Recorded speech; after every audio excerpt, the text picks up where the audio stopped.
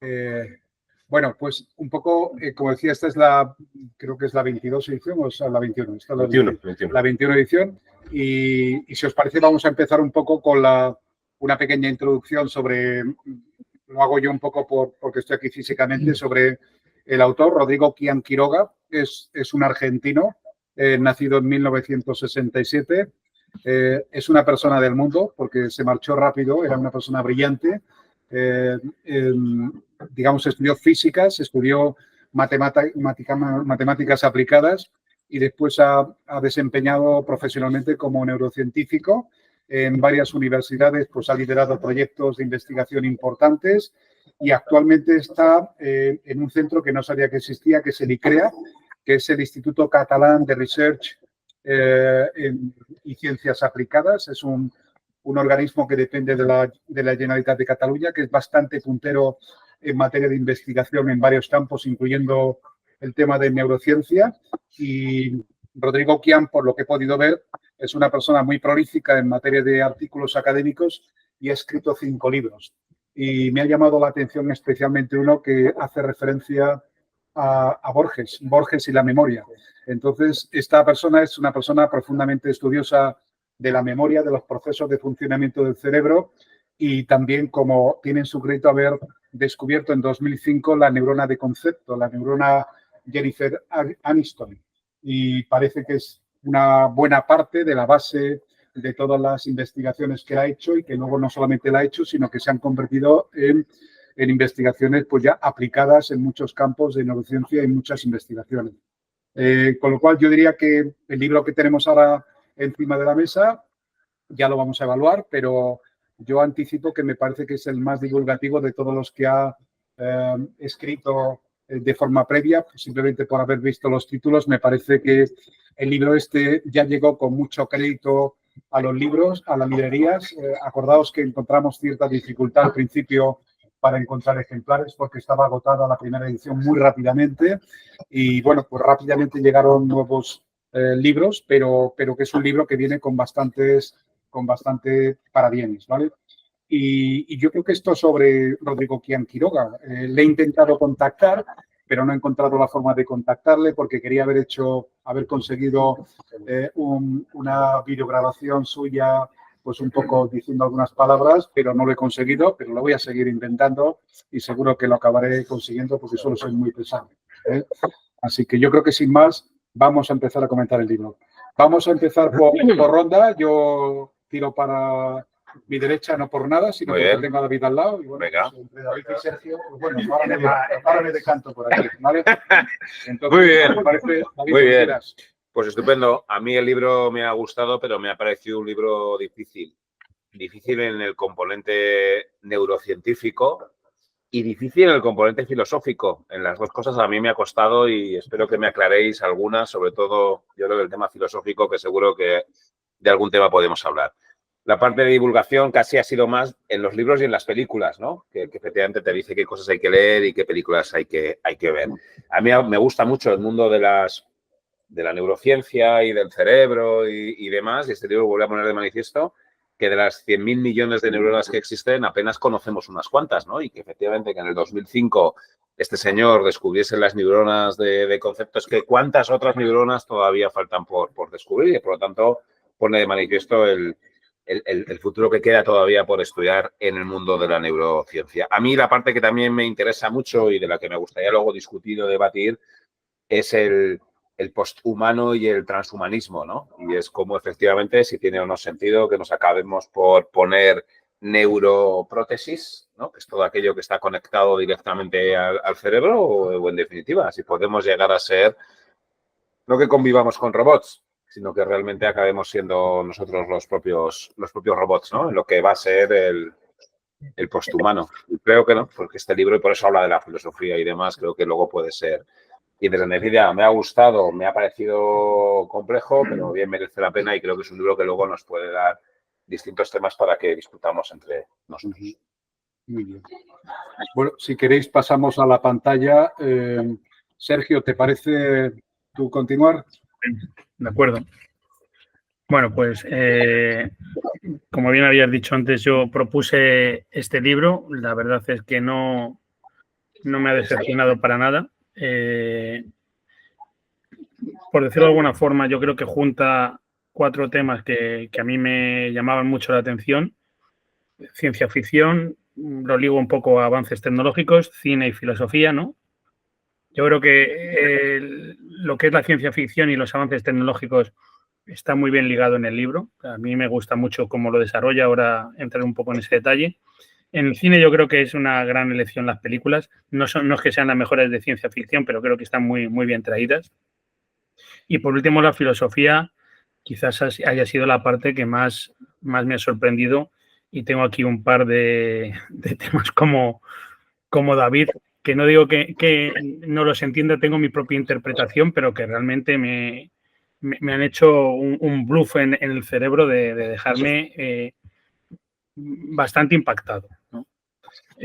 Por volver un poco al tema de las películas y cómo lo ha hecho, me gusta el orden, porque me ha llamado la atención luego cuando he pensado en el libro.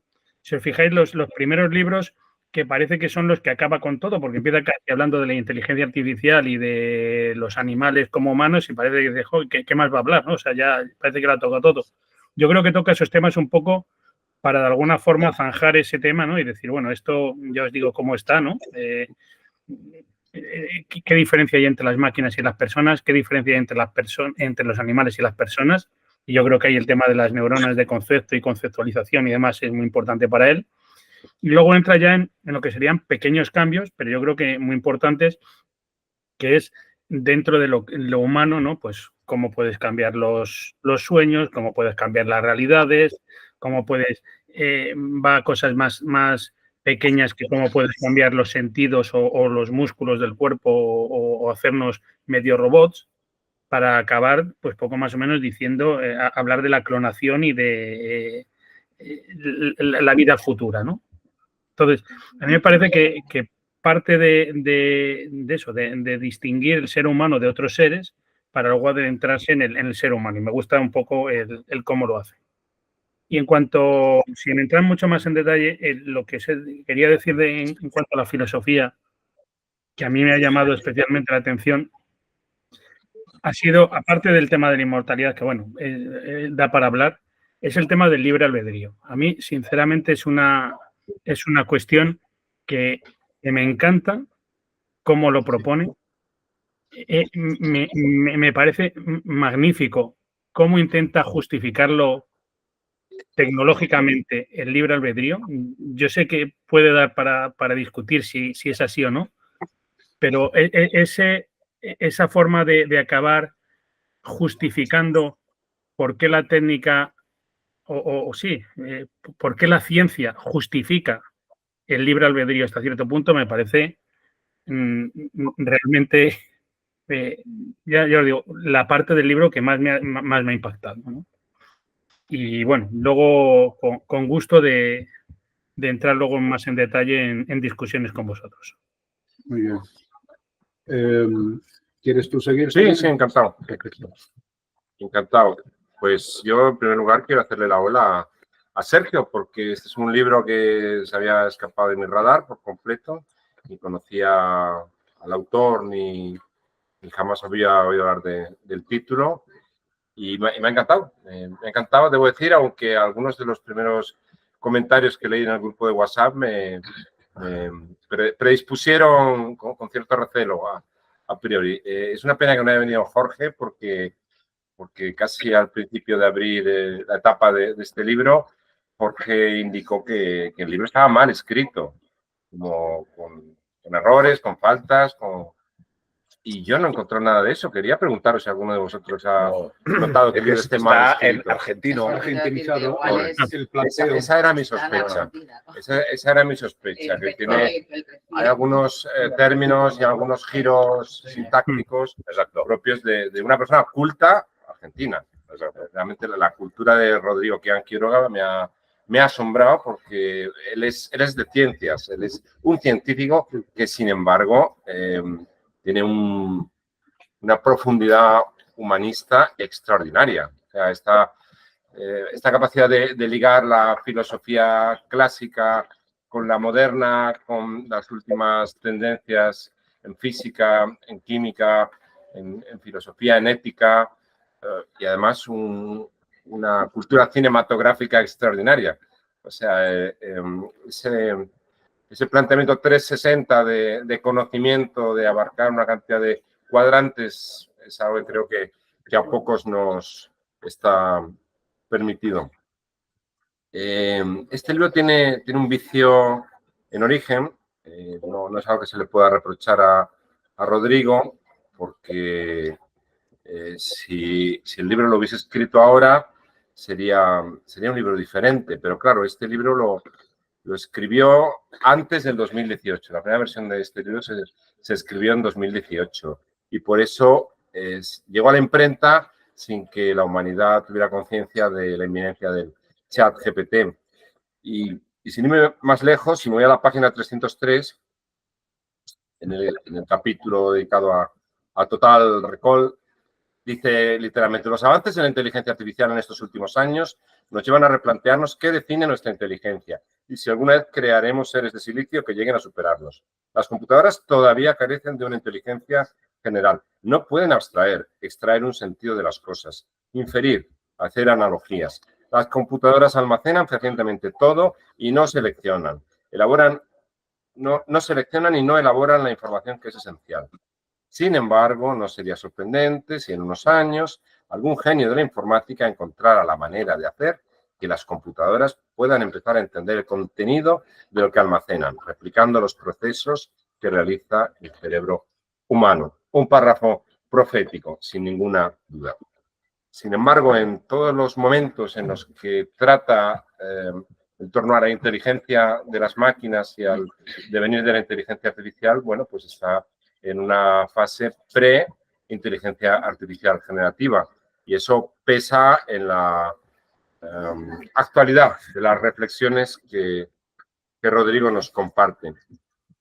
Como habéis comentado previamente, hace unos minutos, creo que el tema del libre albedrío y de la libertad y de la identidad es lo mollar del libro, pero me atrevo a centrarme, justo porque ahora acaba de pasar la Semana Santa, algunos de nosotros tenemos fuertes sentimientos religiosos, la dualidad entre el cuerpo y el alma, entre el cuerpo y la mente, y bueno, pues Rodrigo nos insiste en que ese dualismo cartesiano, ese pensar, ese creer que lo que hay dentro de nosotros no es lo mismo que el mundo de los sentidos, o sea, esa vuelta una vez más al planteamiento platónico, el mundo de los sentidos o de la materia y el mundo de las ideas y de los espíritus.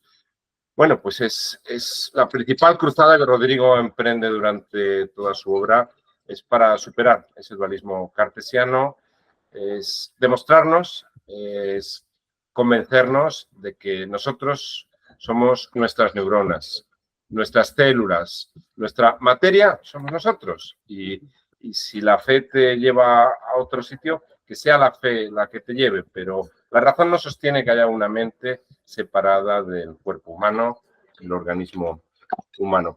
Y me permito ir a la página 47, en el capítulo dedicado a Blade Runner, cuando Rodrigo, citando al filósofo más brillante de nuestros días, a su entender, Daniel Dennett, bueno, pues insiste en que aceptar el dualismo cartesiano es darse por vencido. La mayoría de los científicos contemporáneos promulgan el materialismo, la idea de que la mente no es más que la actividad de neuronas. Si replicamos entonces las neuronas de una persona, también replicamos su mente, y tales copias no serían zombies errantes por el mundo, serían seres conscientes e indistinguibles del resto de las personas. Al abrazar el materialismo nos enfrentamos, sin embargo, al problema difícil, entrecomillado, este problema difícil. El problema difícil que plantea Chalmers, entender cómo la actividad de neuronas puede generar la consciencia. Podría ir más lejos, pero no deseo hacerlo en este momento. Quiero que el debate continúe y, si es de vuestro interés, que profundicemos en esta cuestión más adelante. Gracias por vuestra atención. Sin duda has dejado el camino sembrado de minas, que vamos a tratar de ir. Yo lo único que he echado en falta es que Como el libro cita a Aristóteles varias veces, no sé libro griego y no ha cogido oportunidad.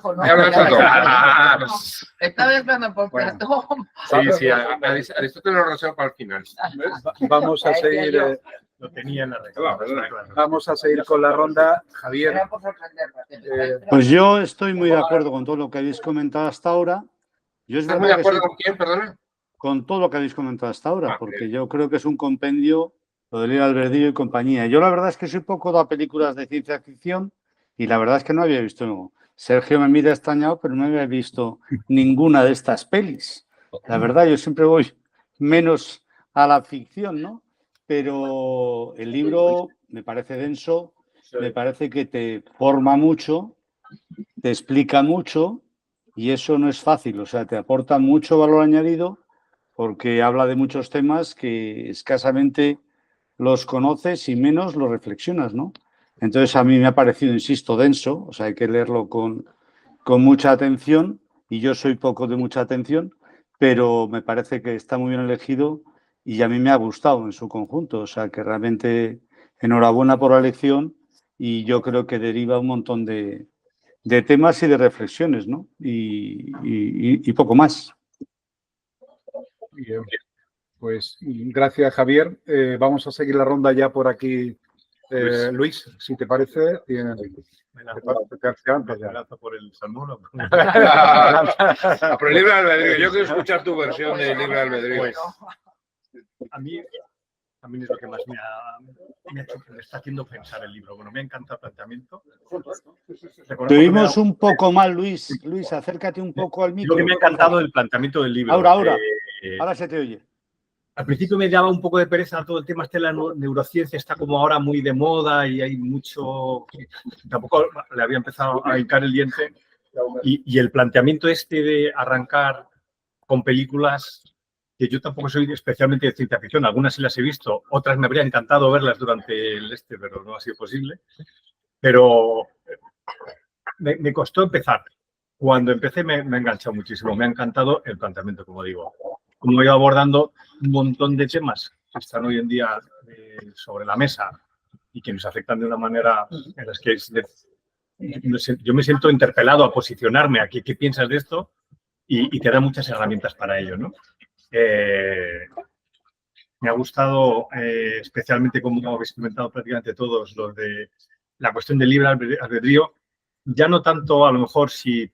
Es algo que viene de antes, ¿no? Con todo lo de Kahneman y lo que hemos leído de Haidt, todos los que estábamos en unos un poco, también es lo que planteaba, ¿no? Que la metáfora de Haidt de que hay o sea, el cerebro es como dos partes, un elefante muy difícil de manejar y un jinete que se trata, o sea, que lo concebimos como alguien que lo dirige, pero que en realidad es más su abogado, es lo que siente o lo que emociona, sus neuronas de bajo nivel, sus emociones o lo que sea, determina y luego es el juez, el jinete, el que de alguna manera hace abogado para buscar esa explicación.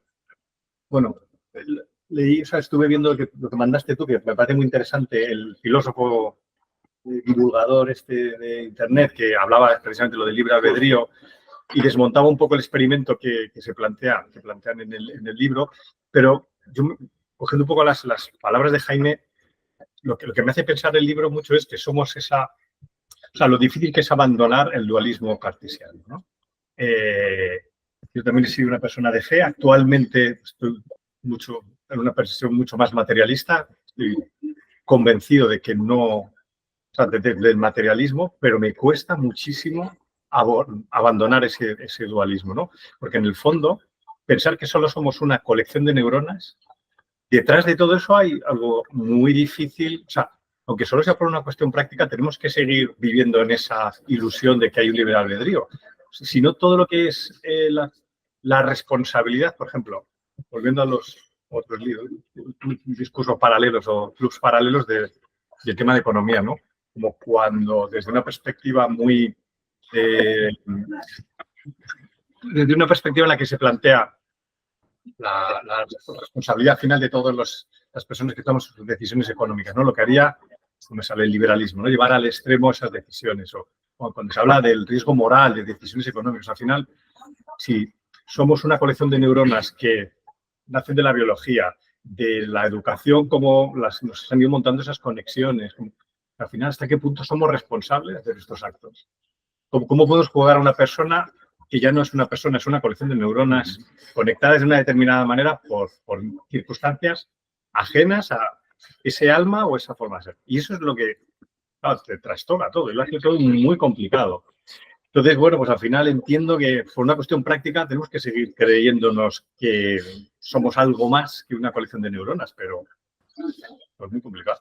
Y claro, todas las derivadas de los clones, la inteligencia artificial, que aunque es verdad que es antes de la generativa, creo que todavía estamos muy lejos de la general, ¿no? Que todavía esto es muy estadístico, que bueno, que no entiende lo que escribe ChatGPT, pero que cada vez estamos más cerca. Entonces, se genera una serie de cuestiones que, madre mía, o sea, da mucho vértigo, pero me parece que lo aborda fenomenal, lo explica fenomenal, es muy recomendable y a mí, vamos, me ha encantado. Yo, con esto, paso la palabra. Siguiente.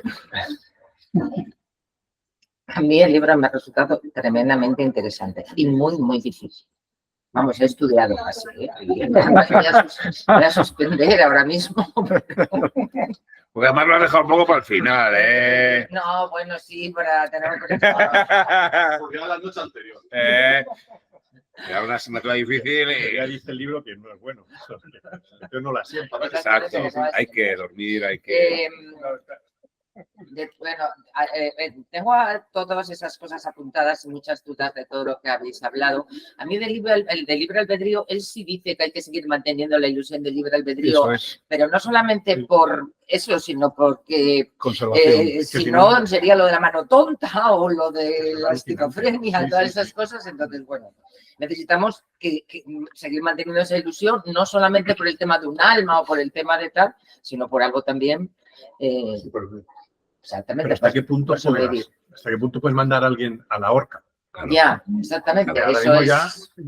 Hasta ese punto alguien es culpable de algunos actos. A mí creo que no, uno no puede negar todo eso que está ahí, todo eso que se investiga, todo ese gran desconocido que es el cerebro, porque la medicina ha avanzado muchísimo, el cuerpo, o sea, lo que es la envoltura física parece, bueno, el cerebro también es físico, parece que eso lo tenemos como todo muy controlado, pero todo ese funcionamiento neuronal se nos escapa mucho y entonces metemos la filosofía también, porque la filosofía surge para dar respuestas a todas esas cosas que hay, que serán las neuronas, pero que mientras tanto no filosofamos. Y no sé si me resulta a veces un poco descorazón, me da desazón, me da cierta desazón. Una de las cosas que me mantuvo así como un poquito de ilusión fue cuando estaba hablando de la realidad, lo que es real o lo que es irreal, cuando dice que lo distingues perfectamente cuando interactúas con otros, ¿no? Que ahí ya no vale ni la ilusión ni el simbolismo, porque tú ya en cuanto interactúas con otros ya te das cuenta, o sea, de que esto y que todo lo demás, todo lo que vemos, los colores, los sonidos, serán todo eso, campos electromagnéticos, pero luego hay cosas que en todos nuestros cerebros funcionan igual. Y esto al final lo tocas si es una copa, no lo sé, es que quiero... Y yo también. Y tú lo tocas y también es una copa, ¿verdad? Eso. No sabéis si estáis tocando la misma copa, que es un constructo de vuestro cerebro. Claro, pero a ver, pensar, exactamente, es que al final, si no, yo no sé cómo podremos sobrevivir si llegamos a avanzar en todo eso y solo soy una pulsión de luz lanzada en el espacio. Eso me ha generado ahí muchas cosas. Pero un chorro de luz diferencia. Hemos leído todos el mismo libro. Eso, si estamos soñando, ¿eh?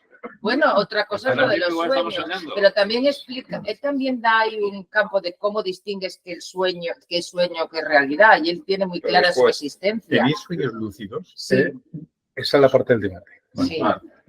Y él dice que el sueño lo distingues perfectamente de la realidad por la falta de coherencia, ¿no? O sea, esa es su opinión. Bueno, veremos. Esa es su opinión. ¿Y habéis soñado algo que se ha cumplido alguna vez? Es para el debate también.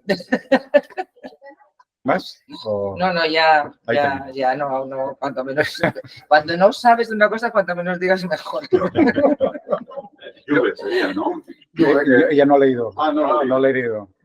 Bueno, pues a mí el libro me ha gustado mucho también. Es verdad que me ha gustado más en la segunda lectura, cuando he repasado las cosas. Mi segunda lectura es cuando repaso lo que he subrayado. Entonces me da cuenta de la riqueza, porque decía, ¿cuántas puertas ha abierto este libro? Porque este libro habla, por supuesto, del libre albedrío y por tanto te lleva a la moral y te lleva a la responsabilidad, pero también habla de la identidad, del yo, de si el yo es un constructo, de la conciencia, de la memoria, de qué es importante o no de la memoria, de cómo la memoria es algo que estamos construyendo constantemente. O sea, es otro tema del que un poco me interesó mucho la parte en la que él diferenciaba una máquina de un ser humano, ¿no?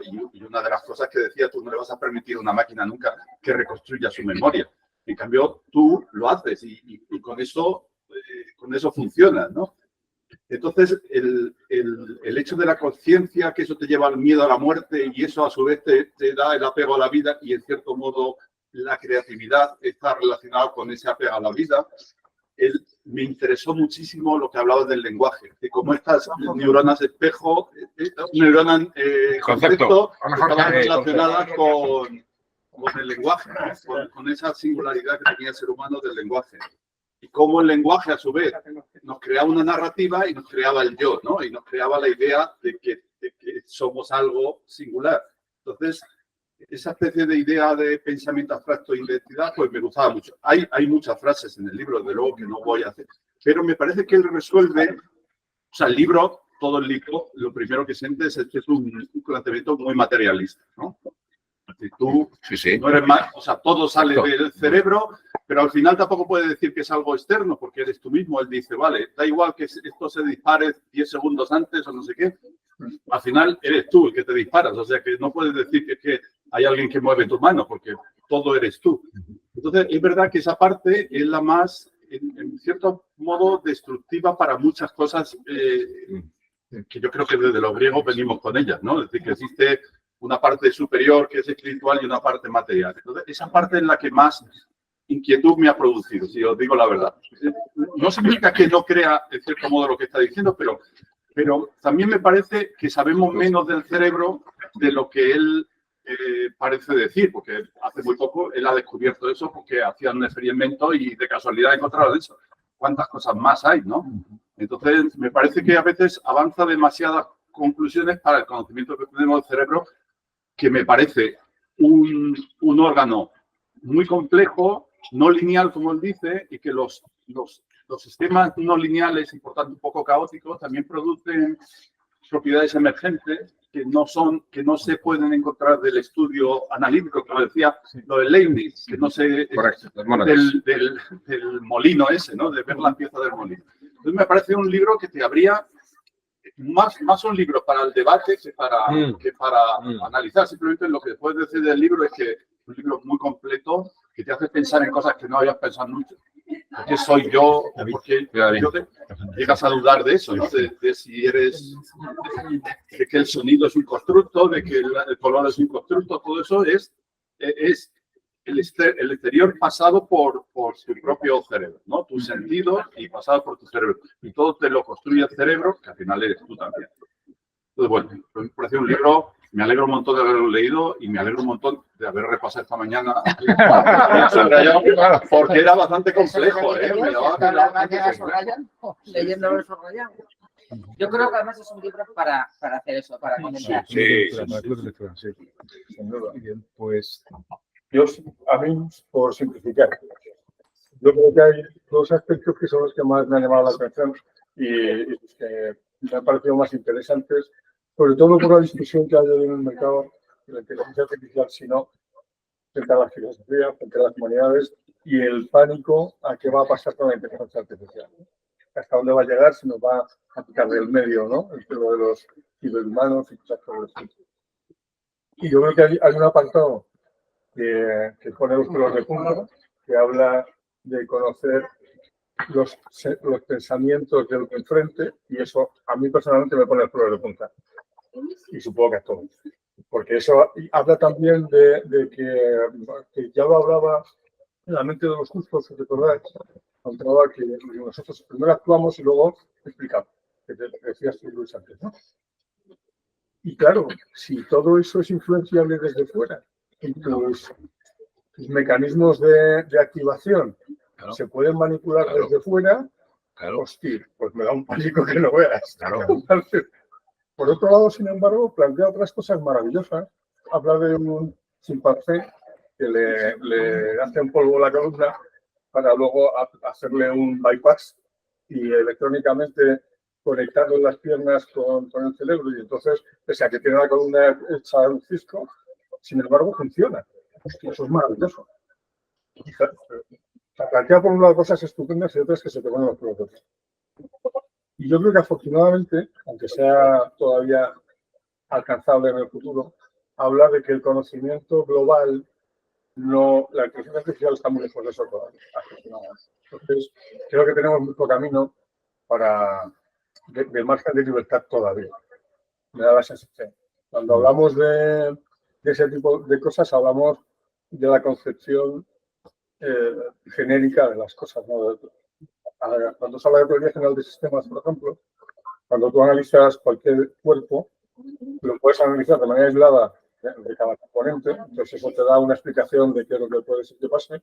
Eso la inteligencia artificial lo está resolviendo muy bien, pero cuando tú intentas comprenderlo desde el punto de vista holístico, el nivel de complejidad es descomunal y es muy difícil, incluso de modelizar hoy, ¿no? Entonces yo creo que ahí tenemos unos márgenes de libertad todavía importantes. Me llama mucho la atención cuando plantea cosas que son bastante obvias, pero no te habías planteado nunca. Se congela a Kennedy, digo Kennedy por poner, se congela a alguien y cuando se adquiere conocimiento y tecnología suficiente para poder resolver el problema médico que tenía en su momento, entonces se le resucita. Pero va a ser el mismo. Sí. Pues, habla de los clones, que cuando tú generas otro clon y lo llevas a otro entorno, estás llevándote a ese clon con su memoria, pero las vivencias que tienen a partir de ahí cada uno de ellos son distintas. Entonces, ¿son la misma persona? Pues yo creo que filosóficamente plantea cosas muy interesantes. Para mí lo más relevante es que plantea cosas muy delicadas por un lado y, sin embargo, desde otro punto de vista, con una brillantez y con una solvencia de cara, oye, esto es muy importante, esto es muy interesante que pase, y alivia el temor de futuro donde no vamos a sanar, ¿no?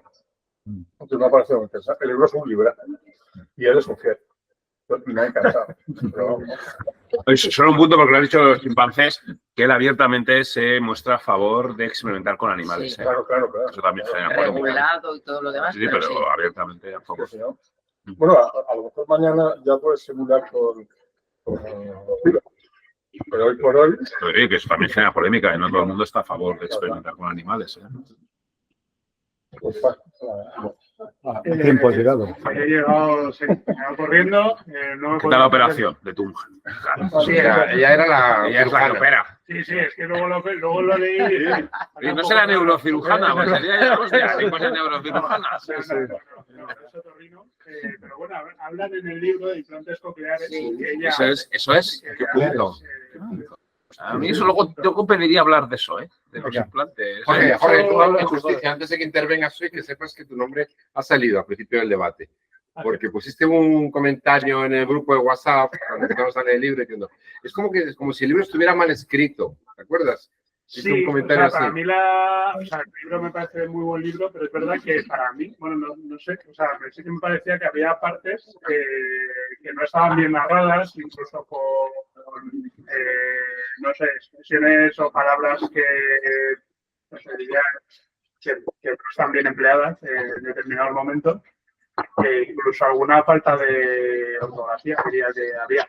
Pero bueno, no sé, que yo no soy muy tiquismiquis para estas cosas, la verdad, pero sí que en esta ocasión sí hubo partes que dije, joder, no sé, es una pena, porque podrían haberle pasado un corrector o haberle dado una vuelta a cierta manera de narrar las cosas y hubiera incluso mejorado el libro. Pero bueno, no sé.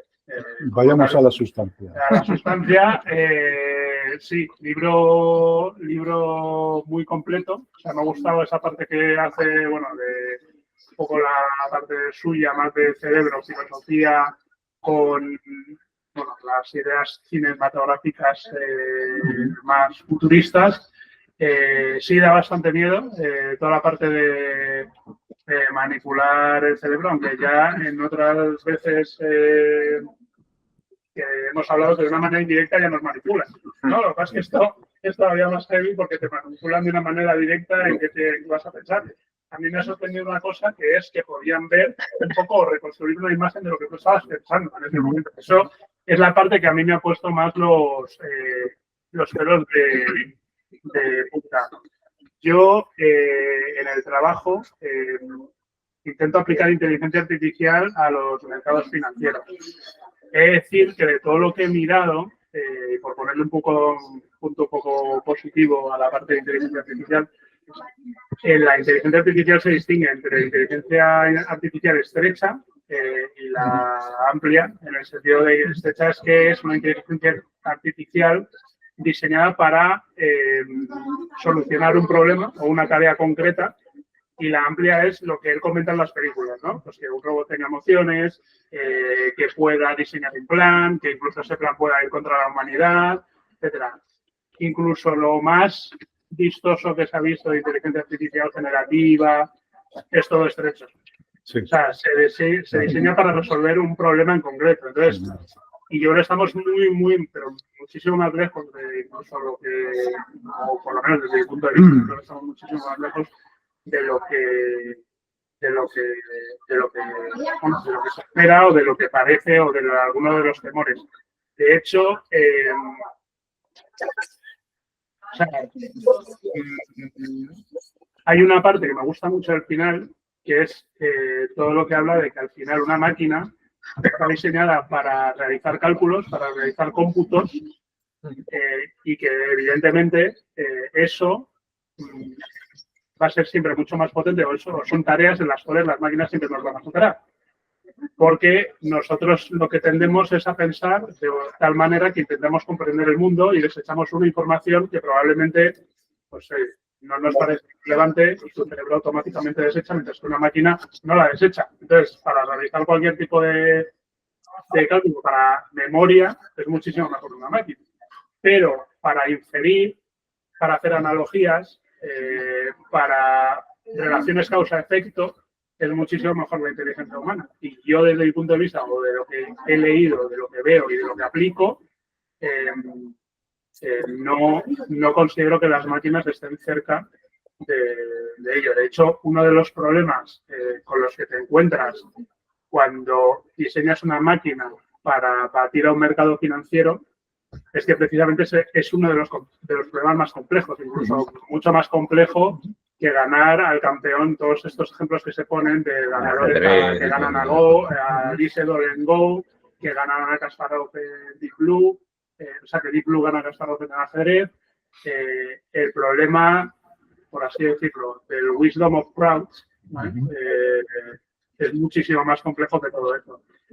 Y la inteligencia artificial, sin una inteligencia humana que sepa inferir, que sepa hacer analogías de los resultados que te está dando la máquina, por ejemplo, en un problema como ese, es muy complicado que una inteligencia artificial te lo resuelva. De hecho, llevándolo un poco a mi terreno, los fondos que aplican inteligencia artificial y solo aplican inteligencia artificial, si lo queréis ver, no han sabido batir ni siquiera el índice.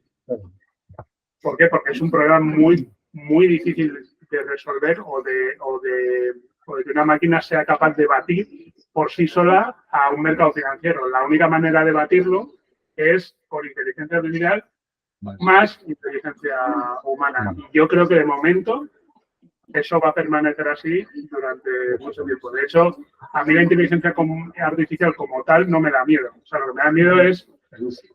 Bueno, ni siquiera el uso, porque el uso, bueno, siempre va a haber un mal uso, como ha habido un mal uso de Internet o como hay mal uso de todo.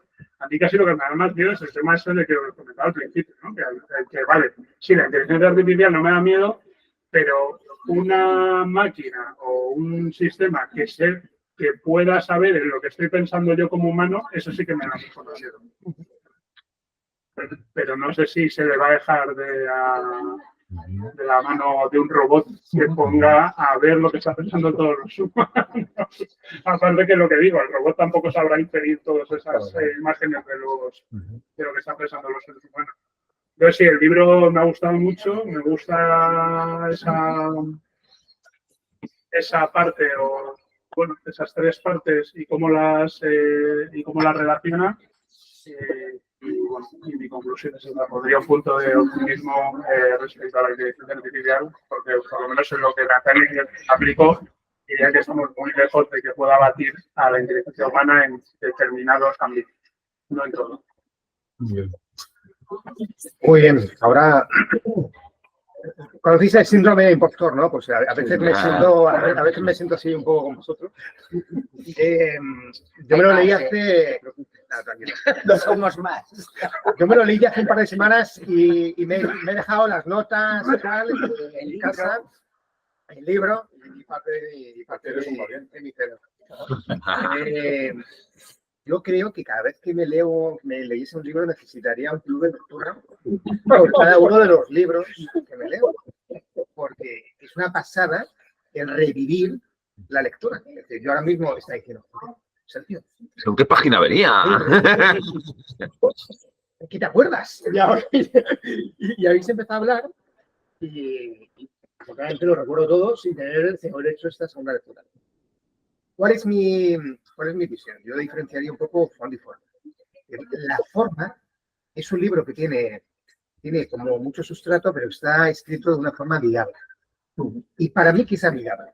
Amigable es que te permite tener pausas y te permite, digamos, hacer un parón antes del siguiente capítulo. Que esté estructurado por capítulos como muy definidos, vinculados a películas, te ayuda a decir, me leo un capítulo, cierro el tema y paso al siguiente. De tal forma que si estaba un poco exactamente, es decir, si estaba un poco bloqueado, simplemente tenía que decir, vamos, Sergio, solamente quedan 5 páginas para este capítulo. Es decir, no es tan difícil, no es tan difícil. Y luego hacer ese resumen para darles. Es decir, todo capítulo termina con un resumen, con una reflexión, bueno, no sé si te has enterado, pero hemos hablado de esto. Muy didáctico, muy didáctico. Y luego hay partes del capítulo que decía, guau, lo entiendo todo, no entiendo nada. O estamos hablando de ciencia, no, estamos hablando de filosofía. Entonces yo creo que esta parte está como muy bien hilada por parte de ellos. A mí, la segunda mitad del libro, por lo que sea, me gustó más, me enganchó más. Los temas que habéis comentado son los que a mí me llamaron la atención, el libre albedrío, pues el sueño, la religión. Me hacía sentir, cuando entendía algo, decía, joder, se lo contaba a todo el mundo, a mi alrededor, no, pues mira, los sueños, el libre albedrío, las resonancias magnéticas, digamos que te ayuda a interpretar mejor las cosas. Sí que tiene, no sé si es negativo, escéptico o un humanista negativo, pero sí que hay un punto en el que no sabes muy bien por dónde pillar al autor.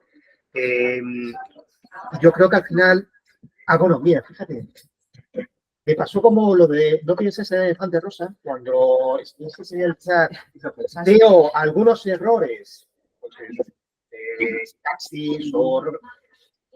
Yo empecé a encontrar cosas en el libro, no sé si eran expresiones, argentinismos o lo que sea, pero sí que es verdad que dije, ostras, es verdad. Este libro fue como, no me había dado cuenta y de repente fue como que me quitase un velo y empecé a ver cosas un poco raras. Teniendo en cuenta que la edición es de una editorial española y para el mercado nacional, yo creo. Entonces, sí que ahí eso me llamaba la atención, decir, y esto porque no podría haber haber estado un poco más curado, un poco más editado para nuestro mercado. Y bueno, es un libro de relecturas y me falta, que se lo decía Enrique, ver las pelis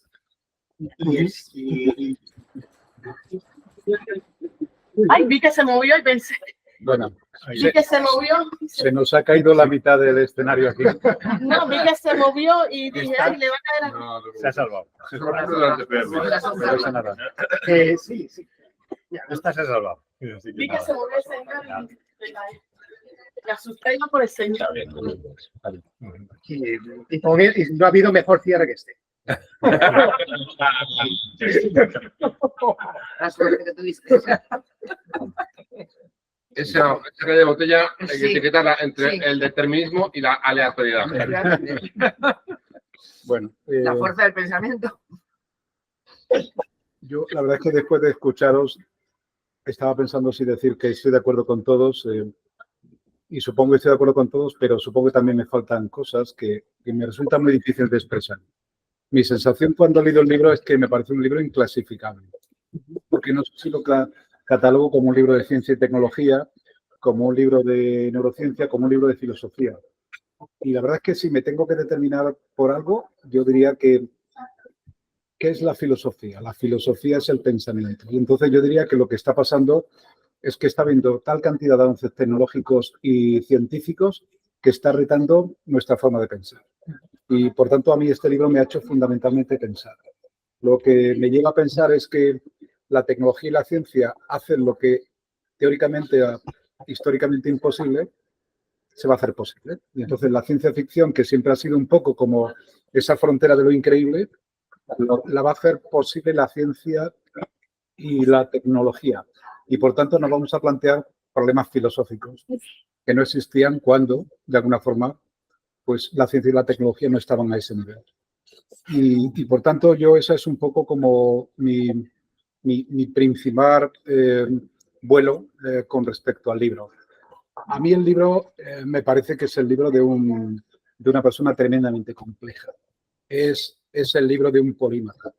Es un libro de una persona que se niega a ser solamente matemático o físico. Es un libro de una persona que dice, matemático y físico soy por profesión académica, pero en realidad soy una persona mucho más completa.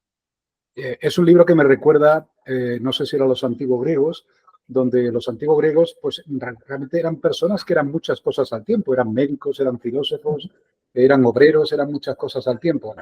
Eran matemáticos. Y guerreros. Y guerreros. Y entonces me doy cuenta de qué forma la sociedad de hoy en día nos ha segmentado, nos ha simplificado, nos ha convertido en simples ingenieros o físicos como Pepe, o economistas como David. Y otros más.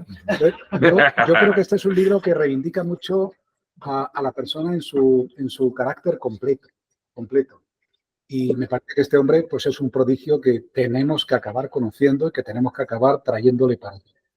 Porque además el libro está muy bien planteado, porque todos hemos visto películas de ciencia ficción y las hemos visto con asombro, las hemos visto con incredulidad, las hemos visto con entretenimiento. Y hemos dicho que esto no puede pasar y por eso se llama ciencia ficción. Y este señor se ha encargado de demostrarnos cómo las películas de ciencia ficción están mucho más cerca de la realidad de lo que nunca nos había parecido. Y que la ciencia ficción se acerque a la realidad nos plantea problemas morales, filosóficos, de pensamiento espectaculares. Y yo es con lo que me he quedado fundamentalmente del libro. El libro yo lo empecé a leer desde que lo recibí. Lo leí a razón de capítulo por día, que suele ser mi técnica habitual, con lectura con la vela por la mañana, y al mismo tiempo lo simultaneaba viendo las películas por la noche, no todos los días. Entonces, he vuelto a ver películas que vi en su momento que no entendí o que no llegué a capturar todo el significado. Entonces, les he visto un significado completamente, complementario, no diría distinto, pero yo diría mucho más rico. Y me di cuenta de qué forma hay personas que son capaces de imaginar el futuro y cómo el futuro se está acercando a lo que esas personas eran capaces de imaginar. Y yo la verdad es que vuelvo un poco a decir que Hollywood es la gran fábrica de filosofía del mundo, porque es un lugar donde se arquitectura el pensamiento en un formato de divulgación, en un formato de cine. De esa forma, el pensamiento de unas cuantas personas que eran totalmente visionarias se convierte, digamos, en una cosa de consumo masivo, que yo creo que es difícil de comprenderla, pero que hoy en día la ciencia y la neurociencia y la tecnología nos permite estar mucho más cerca. Y entonces, pues, a mí el libro me ha parecido que es una joya, que tiene realmente muchas sesiones de clubes de lectura, porque realmente se podía hacer una sesión para cada película. Y la verdad es que, bueno, vosotros que estáis aquí, y bueno, aprovecho para saludar a Manés también, que está Manel que es la persona que nos va a diseñar la página web y que también quería conocer esta sesión. Pero en el lugar donde estamos es un lugar donde yo también celebro sesiones de club de cine desde hace 9 años. Entonces, el discutir aquí un libro que habla de películas, pues tiene realmente para mí una connotación bastante singular. Pero yo creo que los temas filosóficos que toma el libro los habéis tocado ya un poco vosotros. El tema de la conciencia como una característica singularmente humana que no es hoy por hoy propiedad de las máquinas y que, sin embargo, en 2001, una odisea del espacio, pues HAL 2009, pues tiene conciencia y quiere sobrevivir y no quiere que la desconecten. Entonces, el tema de la conciencia como atributo humano que hoy por hoy no es algo que puedan tener las máquinas, el tema de la sensación de finitud del replicante que dice que he visto morir 9.000 no sé qué de Orión y tal, esa sensación de llevo toda la historia, digamos, he estado en muchos mundos y realmente no sé de dónde vengo, dónde estoy, a dónde voy. Ese replicante que acaba de darse cuenta de que, aunque su destrucción estaba programada para 4 años, por alguna razón es de una especie que sigue viviendo. Entonces no encuentra el sentido para la vida. El sentido para la vida del cual hemos hablado. El sentido para la vida viene provocado por la muerte. Si no hubiera muerte, no tendríamos sentido para la vida. Si viviéramos eternamente, ¿cuál es el sentido para la vida?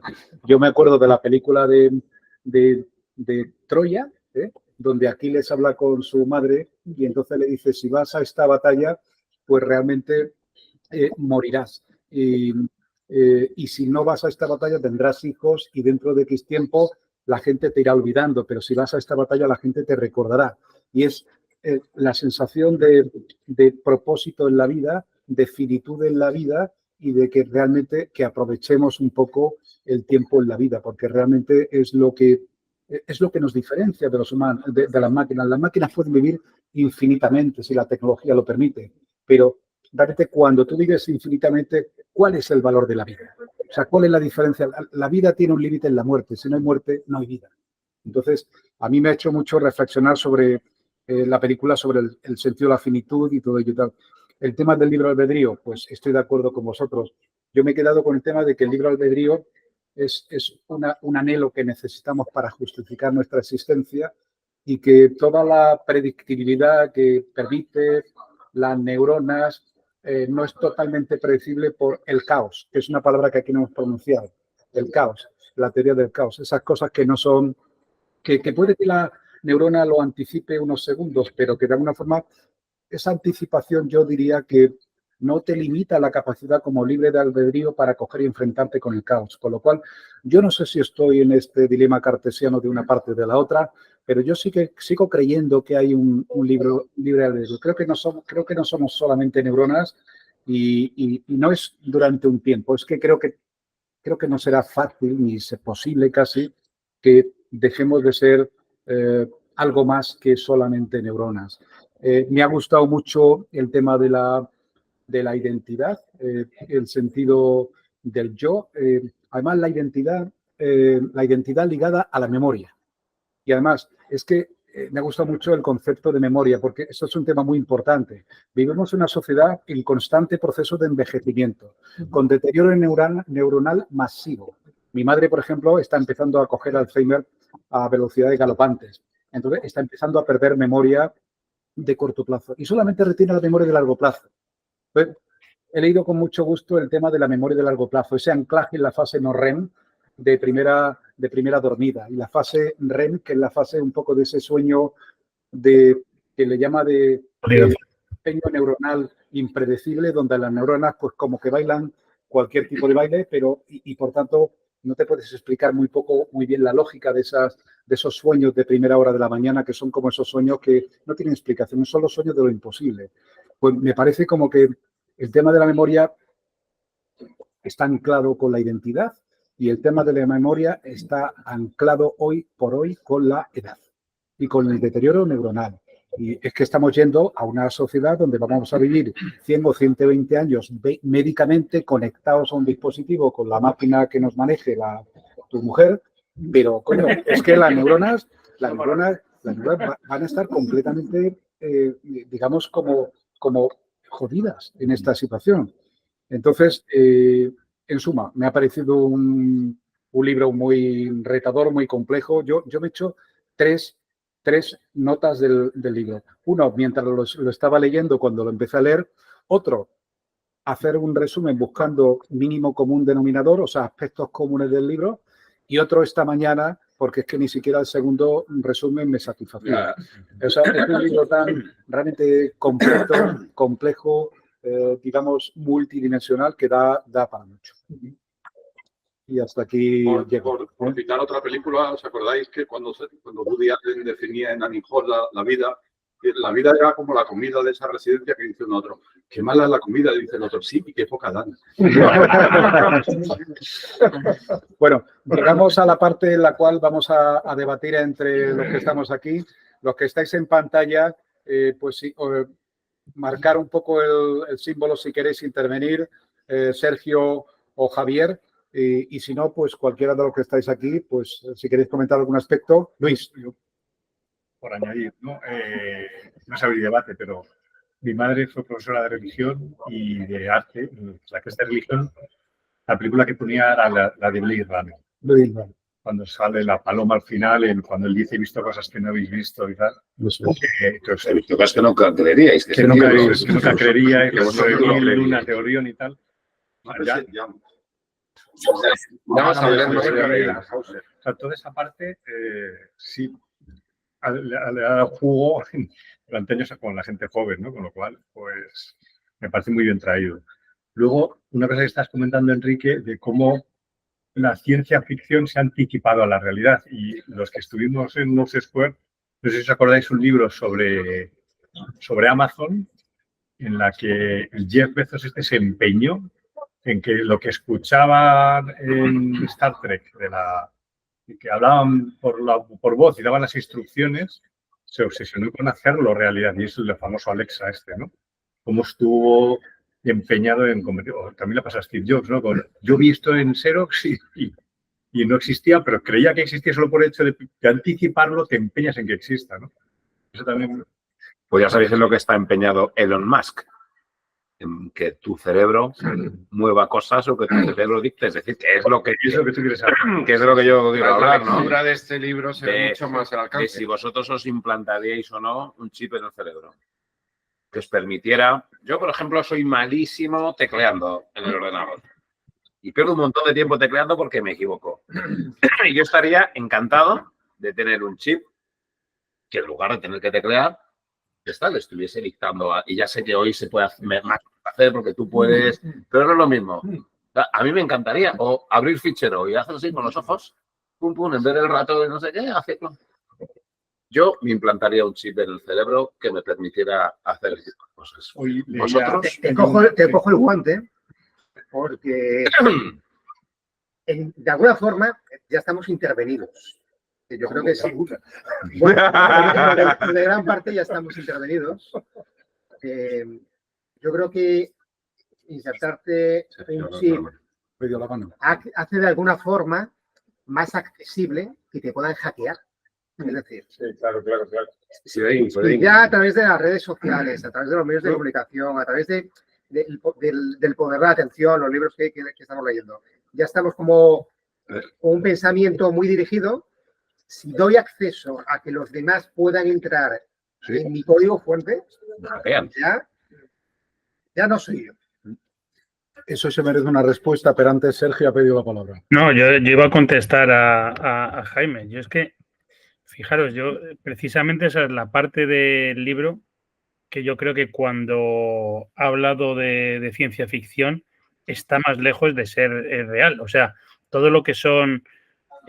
precisamente cuando habla de los implantes, naturaliza mucho los implantes que se pueden hacer. O sea, tú puedes hacer que la columna, pues lo que habíamos dicho, va a pasar la columna vertebral para que se muevan otros músculos o que el cerebro pueda mover un brazo mecánico, pero puede moverlo, pero convertirse en un superhombre, eso es lo que no es nada fácil, eso es lo que está muy lejos. Entonces, si tú te implantas algo, el nivel al que tienes que llegar de implantación en tu cerebro y demás, ¿va a interferir con otras cosas? ¿No va a interferir? Yo creo que eso está muy lejos de ser real. Eso sí que es ciencia pura. Sí que creo que puede haber herramientas que nos ayuden a ser mejores, o sea, por ejemplo, un visor que te permite ver más lejos de lo que ven tus ojos, pero mover cosas con tu cerebro directamente requerirían, yo creo que una cirugía elevada y a día de hoy está muy, muy lejos de poder ser posible, ¿eh? Bueno, pero Elon Musk lo tiene claro y a por ello irá. ¿Qué es un marcapasos? Un marcapasos te has implantado, si no estarías muerto. O sea, qué avance, o sea, has conseguido evitar la muerte. Poniéndole a alguien. Yo en eso yo me considero un cyborg. O sea, yo tengo tubos dentro que me hacen funcionar. O sea, que yo eso, por naturaleza personal, creo en ello. Pero son tubos muy sencillos, por decirlo de alguna forma. O sea, no me dan superpoderes. O sea, cuando pensamos en implantes son cosas que nos dan superpoderes. Mientras que lo que yo tengo, lo que puede ser un marcapasos o lo que puede ser otra serie de cosas, lo que nos permiten es vivir. O sea, y está muy bien, te aseguro que está fenomenal. Pero yo creo que ese paso mayor, eso es lo que... Sergio, yo tampoco creo que el gran tema sean los superpoderes. Es la recuperación de las funciones vitales a las que estamos acostumbrados. Pensamos en pacientes con ELA, en personas con un accidente de tráfico que les han producido una hemiplegia o una paraplegia total. O sea, creo que ahí es donde Rodrigo se anima a centrar el discurso y bueno, no solamente es esperanzador, sino que es lo mínimo que se le puede exigir a la ciencia y a la tecnología. A aquellas personas que pierden estas capacidades, pues el esfuerzo colectivo les devuelva lo que le corresponde, ¿no? Y eso es posible, y eso es seguro, eso no hay duda. Yo creo que ya influimos en el cerebro con otras herramientas. O sea, no tiene que ser tecnológicas, pero te tomas una pastilla para que te recomienda el psiquiatra. Antidepresivo. Un antidepresivo, estás influyendo en tu cerebro. Ya estás cambiando, ¿no? Eso es. O sea, no es solo una cuestión técnica, es a qué punto eso te resta libertad, ¿no? Por ejemplo. Que es el tema del libertad. Tal vez eso lo tenemos aceptado y lo que todavía esta sociedad no tiene aceptada es implantarte o vosotros os pondríais, ya están desarrolladas, no sé si lo dice este libro, células de retina para evitar que una persona ciega ya puede recuperar la visión. Pero células de retina que te permiten la visión nocturna. Te las pones y puedes ver por la noche y te levantas por la noche y ves como por el día. ¿Vosotros las pondríais? No, porque por el día debe ser la hostia. Es malo. Porque los visores, eso cuando bueno, pero te levantas por la noche y tienes visión nocturna y puedes ver igual. Eso ya empieza a ser para los comandos de operaciones especiales. Yo por la noche prefiero la oscuridad. De todas maneras, depende de la actividad. De todas formas, por cambiar de tercio, es decir, a mí me gustaría hablar de la identidad, porque en Yo también. Aquí en todo momento habla de la identidad, está ligada a la memoria. Pero después la memoria lo que habla es la facilidad de manipularla, porque cada vez que tú recuerdas algo, puede influirte y cambiar ese recuerdo, porque cada vez que lo recuerdas y lo vuelves a guardar, se guarda de una manera diferente, ¿no? Con lo cual... Sí, incluso, ¿os acordáis que decía una cosa positiva para los estrés postraumáticos? Hablaba incluso de un medicamento que no te quitaba la memoria, pero que te bajaba, digamos, el nivel de sentimiento que tenía sobre esa memoria, ¿no? Bueno, por aquí. Pranodol. Vale, entonces, es decir, si tu identidad está unida a la memoria es tan frágil, pues realmente la identidad que tú tienes es algo bastante manipulable, ¿no? De hecho, en algún momento alguien dice que tu sentido de identidad es una ilusión que te creas tú con una narrativa a ti mismo, ¿no? Que es el lenguaje que te lleva a hablar y pensar como si hubiera alguien dentro de ti, ¿no? O sea, es que a mí me parece que hay un elemento que él utiliza, que es el del lenguaje, que me parece que es muy importante, porque él lo liga directamente a su descubrimiento, de las neuronas de concepto, ¿no? La capacidad de asociar. El lenguaje está... De hecho, en algún momento dice, no sé si tenemos lenguaje, porque tenemos neuronas de concepto o al revés, ¿no? O al revés. Y al final se decanta y dice, prácticamente dice que tenemos lenguaje porque tenemos esas neuronas, ¿no? Que va cambiando en algunas cosas, yo creo que tampoco lo sabe muy bien y va escribiendo. Tenemos resbaladizos. Sí, sí. Pero son los temas en los que él intenta diferenciar más de las máquinas, ¿no? Porque las máquinas lo que no llegan a tener es conciencia de sí mismo, ¿no? Sí, y de los animales. Y de los animales, de los primates, es verdad. Lenguaje, Dicen que tienen inteligencia. sí, y conciencia. Lo que pasa es que en un grado no igual que el que tenemos nosotros. Sí, o que tiene incluso una teoría de la mente. ¿Os acordáis que decía un pájaro que ve a otro, entonces no esconde las cosas porque dice, entiende que este otro me lo puede ver, un arrendajo o algo así. Sí, y decía entonces que claro, nosotros tenemos más desarrollados, nos ponemos en el lugar del otro y yo qué sé, pues si alguien te mira con cara de aburrimiento, pues te está diciendo algo aburrido, ¿no? Entonces eres capaz de, esa teoría de la mente la tienes más desarrollada. A mí lo de la identidad a mí lo de pensar, eso, te cambian todas, te ponen la lente intraocular, las piernas esas, porque está todo, te van cambiando todo y no te cambian el cerebro. Eres tú. Esa es. Entonces, pero al revés, soy yo con mi cuerpo, me sacan este cerebro, me ponen uno todo que no se estropee, ni haga cosas raras, ni piense, y ya no soy yo.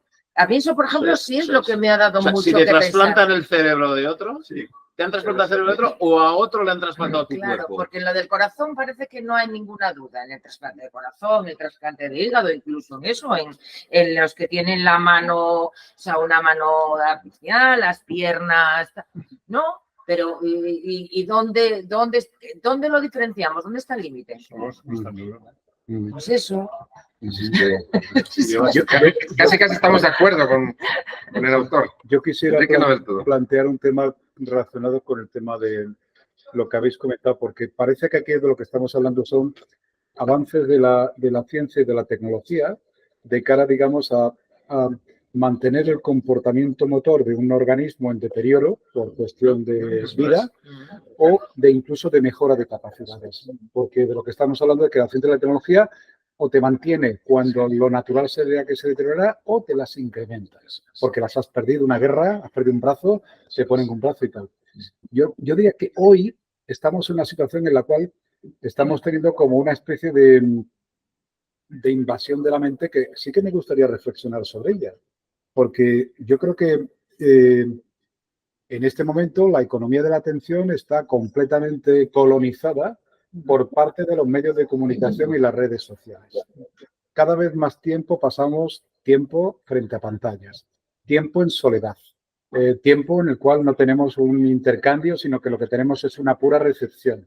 La mayoría de la gente que está en redes sociales son voyeurs. Son gente que simplemente recibe impulsos, horas, porque ver y no reaccionar te produce una sensación de pasividad pues muy tranquilizadora. Eres parte de un grupo, no tienes compromiso de reflexión. Yo cuando mando un WhatsApp y nadie me contesta, pues todo el mundo, fantástico. Oye, no tengo que contestar nada. Recibo una cosa, no hago nada. Entonces me siento parte de un grupo, pero con una acción pasiva, no reacciono. Entonces, creo que hoy, sin avances de neurociencia y sin avances... Pero todos tenemos muchas emociones, que no sabemos expresar. No, pero ese es el problema, que cuando tú retienes las emociones y no las expresas, entonces las somatizas y entonces yo ya no sé cómo el tema, cómo cada uno va... Emoticono, que es... Pero esto a mí me parece que es un tema interesante. Yo lo quisiera alegar un poco con el tema del metaverso, que tú eres un experto, supongo, en metaverso. Y es toda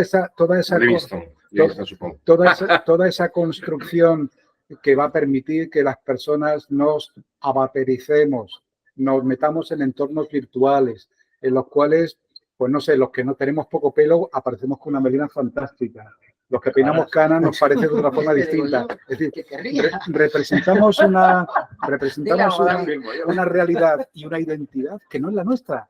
Es decir, estamos haciendo un outsourcing de nuestra identidad en las redes sociales, el mundo de hoy en día. Entonces, a mí me gustaría reflexionar sobre quiénes somos. ¿Somos los que pretendemos ser o somos algo distinto? Y hasta qué punto corremos el riesgo de dejar de ser nosotros porque pretendemos ser quien pretendemos ser en nuestras relaciones a través de las redes sociales. Vamos a ver, Enrique, tú apropiadamente en el grupo de WhatsApp sacaste la cuestión del barco de Teseo, con el cual volvía de Creta tras matar al Minotauro y bueno, ha vuelto a Grecia. Y su padre Egeo se suicidó en el mar dando nombre a tan Egeo humano. Y efectivamente la identidad en ese caso se asociaba a la imagen del barco, ¿no? Es como, este es el barco de Teseo, de cambio aquí unas cuadernas, unas velas, un mascarón de proa, básicamente ese mismo barco porque me sigue resultando igual, aunque haya experimentado pequeños cambios. Rodrigo Quiroga llega a una conclusión en la que creo que estamos todos de acuerdo, y es que en última instancia nuestra identidad no es la imagen que proyectamos al exterior, sino que nuestra identidad es nuestra memoria. Lo ha dicho Pepe hace un momento. Nuestra identidad es nuestra memoria.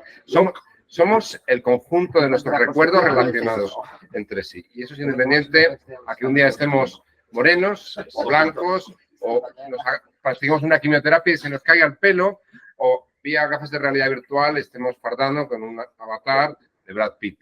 La imagen es otro concepto. El concepto de la identidad está relacionado con nuestro pasado y con nuestra memoria. Rodrigo habla en más de una ocasión de la película que tenía que haber estado en este libro, que no sé por qué se ha saltado, que es Memento. Efectivamente, no sé si la habéis visto, tú no la has visto porque no figuraba en el índice, pero tienes que ver Memento. Para mí una de las películas clave de los últimos 50 años. Yo creo que la cita en algún momento. La cita, pero no le dedica un capítulo. Porque al final, efectivamente, si la construcción de la identidad es la relación entre las neuronas... Para no repetir director, porque habla la de origen también es de Christopher Nolan. Sí, efectivamente. Bueno, Christopher Nolan se merece un lugar a la altura de Isaac Asimov y de Julio Verne. Son estos autores, es la literatura la que realmente construye la ciencia ficción que alumbra los descubrimientos de los científicos. Y los guiones de Hollywood en gran medida están basados en esta obra de los literatos. Pero incluyo sin duda a Christopher Nolan en ese selecto club. Hay algo más que quería decir, es que el libro plantea tantas cuestiones relevantísimas para la vida y para la toma de decisiones, y quedarnos en los aspectos más estéticos me parece una lástima. Por ejemplo, seguro que más de uno recordaréis cuando plantea el dilema entre la justicia retributiva y la justicia pragmática o utilitaria. Justicia utilitaria, justicia retributiva. Esto, ¿en qué capítulo sale esto? Pues efectivamente de Minority Report. Porque si hay libre albedrío, si realmente vamos a elegir entre el bien y el mal, entonces la justicia retributiva es la que hay que aplicar. Al que practica el pecado hay que darle su justo castigo y al que deje el bien hay que premiarlo. Sin embargo, nos pasamos al plano del determinismo, a mecánica clásica. No podemos escapar del proceso al que nos conducen nuestras neuronas. Bueno, pues caigamos en la justicia utilitaria. No vamos a consentir que este señor viole a esta niña mañana por la mañana. Entonces sí, hay que cerrarle como postula la película. Sin embargo, ese crimen no ha sido cometido, no hay un castigo que aplicar. Es una mera condición de pragmatismo o utilitarismo social. La sociedad se protege a sí misma. Y eso, ¿en qué nos afecta a cada uno de nosotros en nuestro día a día? Pues los que son religiosos y van al confesionario, efectivamente, sienten que están expiando la culpa por esos pecados cometidos delante del confesionario. El que, sin embargo, es ateo y jamás podrá purgar esos remordimientos por las malas acciones cometidas, le cabe el triste consuelo de que en un mundo donde el determinismo le ha conducido a cometer esas acciones, él no es en última instancia el responsable del mal cometido. Sin embargo, Rodrigo Quiroga, y con esto acabo, insiste, una vez más, que no existe la mente autónoma que toma decisiones libremente ejerciendo su voluntad, pero sí existen neuronas y procesos conscientes e inconscientes, nuestro yo, que nos llevan a hacer una u otra cosa. Por más que la idea ingenua que tenemos sobre el libre albedrío aquí de Descartes sea una ilusión, aún somos libres. Y con esto me quedo yo. Pero además, esto me ha justificado la lectura de todo el libro. Hace una crítica a los algoritmos, porque cuando habla del algoritmo ese que utilizan los jueces, el algoritmo es un determinismo.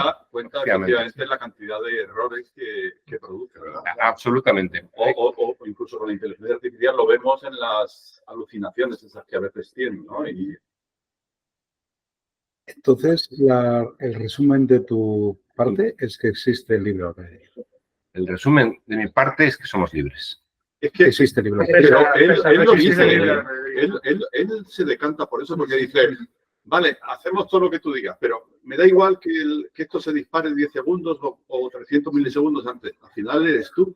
Eres tú lo que se dispara. Entonces, no, como la única forma de que no hubiera libre albedrío es que hubiera una separación entre lo que es la mente y lo que eres tú. Entonces, la mente hace unas cosas y tú le sigues. Entonces, como dices, pero claro, él es muy materialista y dice, no lo separo, luego eres tú. Es que a mí me parece que el planteamiento del libre albedrío solo en el caso de la reacción previa a la consciencia no es saliendo un poco del libro, lo que diría Pinker con el tema de la tabla rasa o todo este tipo de cosas al final esas neuronas sean conscientes antes o después, esa configuración, esas conexiones de las neuronas son un conjunto de neuronas conectadas de esa determinada manera. Y eso es lo tienes así porque los genes, por tus experiencias, por tu tal, pero al final eres un conjunto de neuronas. Y eso es lo que determina cómo actúas. Entonces, yo voy un poco con lo que dices también de la perspectiva práctica. Es decir, la sociedad tiene que proteger a las personas que tienen mal conectadas las neuronas. Por ejemplo, los psicópatas. El psicópata no tiene ningún tipo de conciencia de que está haciendo mal, le gusta la crueldad o lo que sea, pero es que le ha tocado ese desastre de conexiones, ¿no? Entonces, la sociedad se tiene que proteger.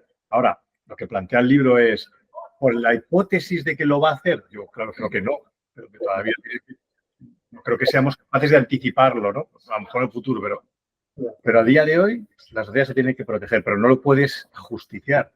No puedes, oye, de una manera excesivamente práctica, dices, a este me lo cargo, porque no, pues, total se puede matar. Entonces, entraríamos un poco en coger hombres o cerebros bien configurados frente a cerebros mal configurados. Creo que eso a donde no deberíamos llegar. Perdón, yo no sé, Sergio, ¿habías pedido la palabra? Sí, sí. Perdona. No, bueno, dos cosas. Primero, un poco al hilo de lo que decía Pepe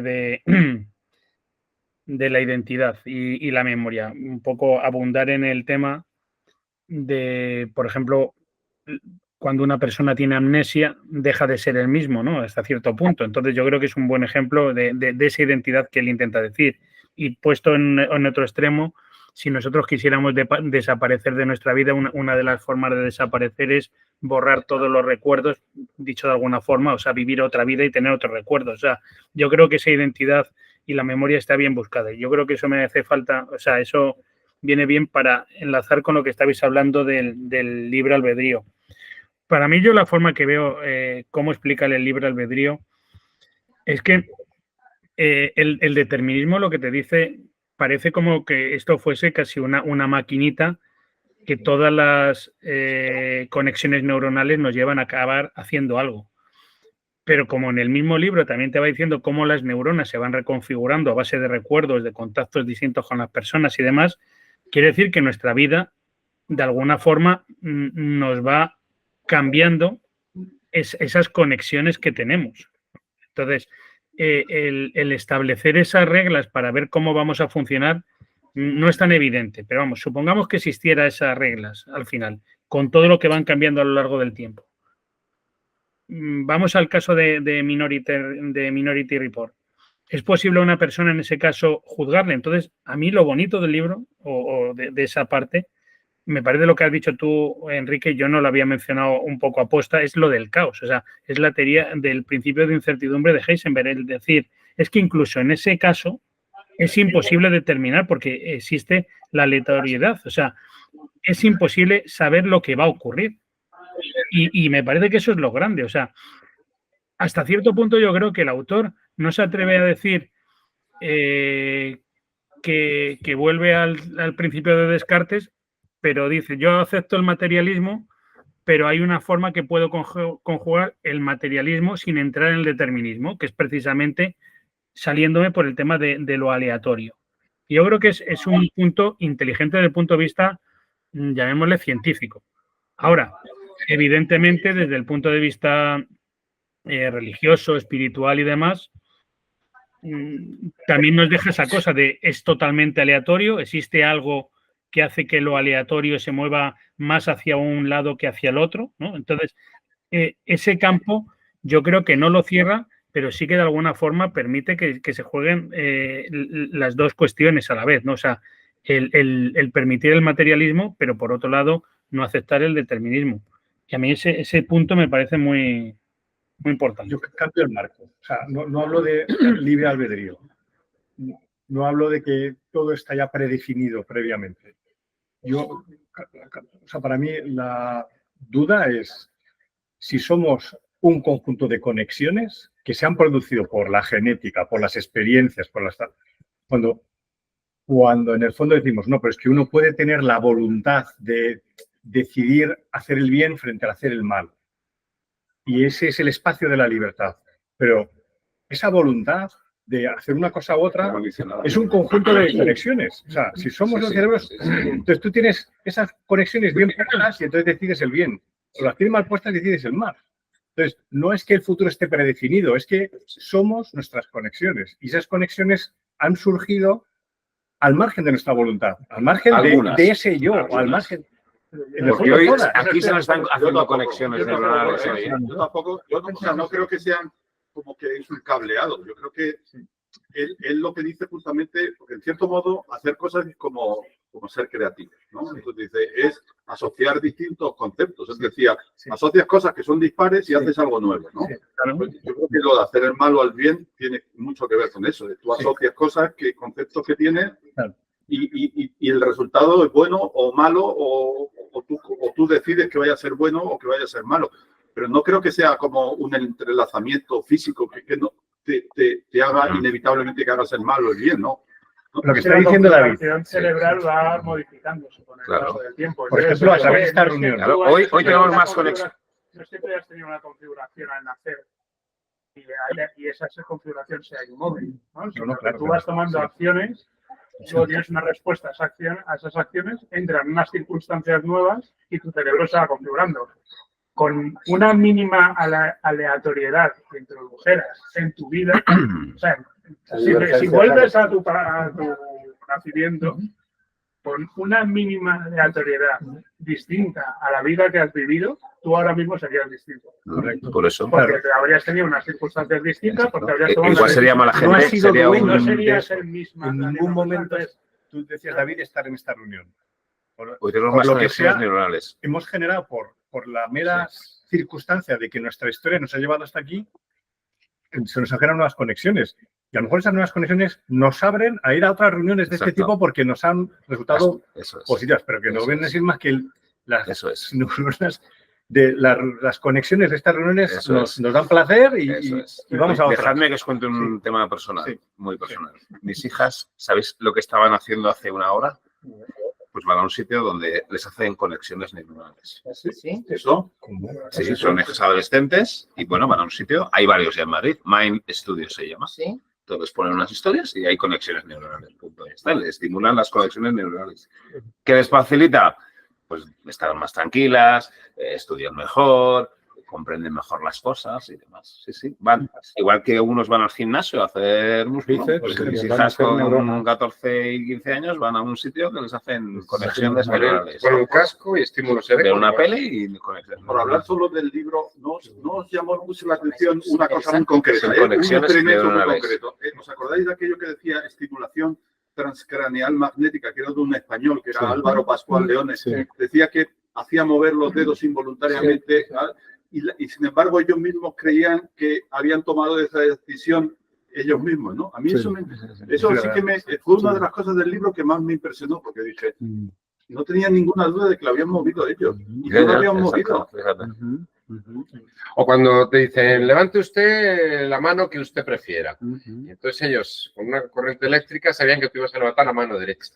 Pero tú creías que realmente habías tomado libremente la decisión de levantar la mano derecha. La magia. La magia que Bueno, lo de la magia era fantástico. Es que eres libre. ¿Qué coño? Hemos hablado de eso. No, pero es muy interesante. Y hacen ilusionismo. magia constantemente.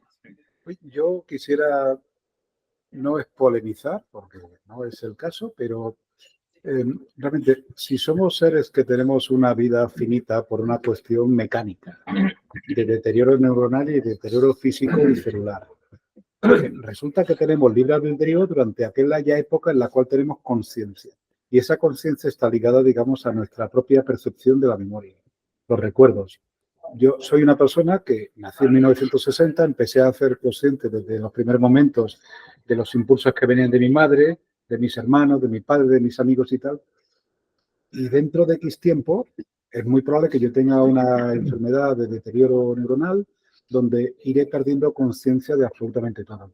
Eso lo que significa es que hay un periodo de tu tiempo, de tu vida, en el cual tú tienes libre albedrío para enfrentarte a situaciones de caos, no deterministas, no planificadas, por mucho que las neuronas se anticipen un poco, pero hay un momento de tu vida, porque somos finitos, en el cual ya no hay libre albedrío, porque se te ha roto la máquina.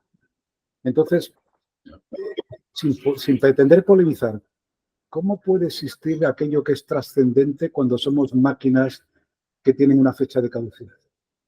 Cuando hablas de Exactamente, ¿qué quieres decir? Volvemos al ámbito de la fe. Del alma. Sí.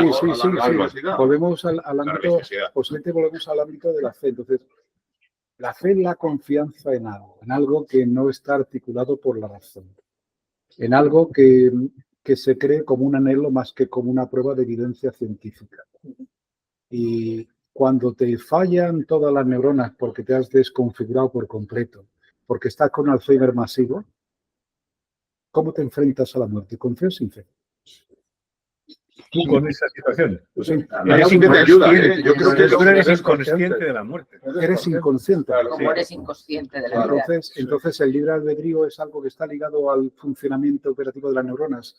Y cuando las neuronas se han deteriorado lo suficiente como para que ya el siguiente paso es irte al hoyo, ya no hay libre albedrío, ya no hay nada. Y por tanto, es una ficción que nos hemos construido en el ínterin. Yo creo que más que libre albedrío, Pregunto. yo creo que más que libre albedrío, él habla del yo, Él, tal y como lo explica el libro, que yo no estoy de acuerdo del todo con eso, porque me parece que el libro no discute en absoluto. Él toma una postura materialista y no la discute. Entonces tú te tragas todo el libro con todo eso. Pero él viene a decir, tú eres tú porque te han narrado como que eres tú. Como que tienes una voz interior que te dice, tú eres Enrique, ¿no? Y claro, como tienes una voz interior que te da una narrativa, pues después tú dices, pues yo tengo que tener algún sentido, ¿no? Si soy yo, tengo que tener algún sentido. Y eso también te lleva a la religiosidad. Dices, yo no puedo desaparecer cuando muera, ¿no? Porque yo tenía algún sentido. De cierto modo es como todo es una construcción, ¿no?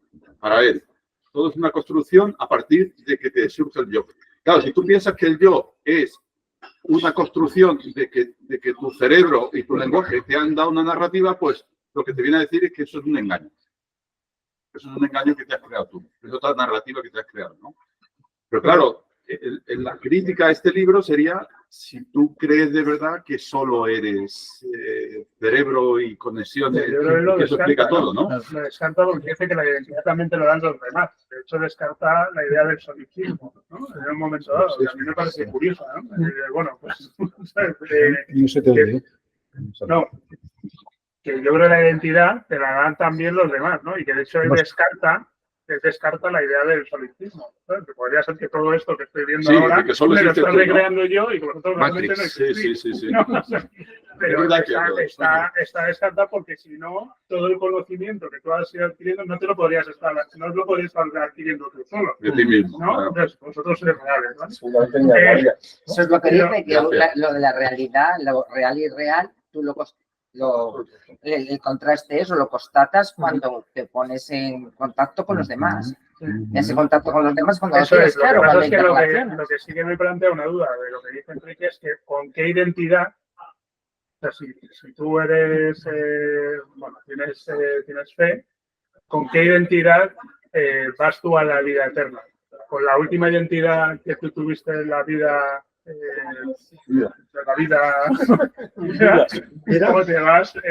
o te vas con la identidad, la mejor identidad que tú crees que has tenido durante la vida. Pues eso es un tema. Oye, yo en ese punto, Enrique, fíjate, no me lo había planteado, pero yo creo que es que lo primero desconocemos bastante qué es lo que siente realmente la persona que tiene Alzheimer. Entonces, yo te diría que ahí enlaza un poco con el tema de la identidad. O sea, si suponemos lo que creemos, que es que esa persona carece completamente de identidad y que no recuerda absolutamente nada, es que yo te diría que de acuerdo a eso es que no sería ni ser casi. O sea, ser vive, pero no tendría identidad. Sí. Lo que pasa es que probablemente esa persona esté pensando en un punto que nosotros no llegamos a comunicar con él. O sea, lo que haya perdido sea su conexión con lo que le rodea, pero no necesariamente consigo mismo. Ahora, es verdad que esa persona pues ha perdido toda la identidad que conocemos. Yo me acuerdo, eso lo decían de Ronald Reagan, ¿no? Una persona que había sido tan importante para la sociedad y para Estados Unidos y para el mundo, ¿no? Y cómo en su Alzheimer acabó siendo, o sea, no sabiendo ni quién era él, ¿no? En teoría. Entonces, un poco quién era él. Bueno, pues él al final, pues evidentemente, no te digo que no era nadie, pero no tenía identidad como tal. Yo creo que ahí lo que me falta es realmente saber un enfermo de Alzheimer realmente si no tiene identidad de sí mismo. Nosotros no podemos conocerla, pero no estoy convencido que no pueda tenerla. Bueno, hay distintos grados de Alzheimer. Sí, por supuesto. Hay muchos. Una respuesta contundente probablemente pues desacertada. Y de hecho, puede no conocer a su familia, no conocer a su mujer, pero de pronto le ponen música y son capaces de emocionarse. Y eso sí que es un elemento que es muy sorprendente, ¿no? Exacto. Ponen música de cuando es juventud y se emocionan, lloran y sí, sienten... Sí, pero ¿qué tipo de yo es esa persona? Es que el sentimiento al final es una mezcla de emociones más pensamiento. Entonces, ¿hay algún pensamiento ahí? Claro, exacto. ¿Cuál es? Porque yo creo que lo que tenemos que aceptar es el carácter evolutivo de nuestro yo y el deterioro gradual de nuestro yo. Es decir, el yo no es una... no es una tarde optimista hoy. Mi pregunta era, Enrique, ¿a partir de qué punto entró la decadencia? ¿Qué? ¿A partir de cuál es el punto en el que entra esa decadencia? Te recomiendo ver pelis de Jennifer Aniston, que también están comentadas en el Sí, libro. tienes que ver con él para levantar el libro. No, pero Ya, que cada uno de nosotros tenemos una edad diferente, pero... Perdóname, Enrique, creo que tú eres el más mayor, pero... No, yo soy igual que él. Sí. Pero ¿acaso tú piensas que estás en un proceso de deterioro cognitivo? Yo no lo creo. No lo creo ni de coña. No, al revés, precisamente. Es posible que acabe Al revés. La pregunta que tú te haces es el tema de la decadencia. La pregunta es, ¿cómo defines tú la decadencia? Vale. Porque tú defines la decadencia como el periodo de crecimiento marginal, De conexiones. de decrecimiento.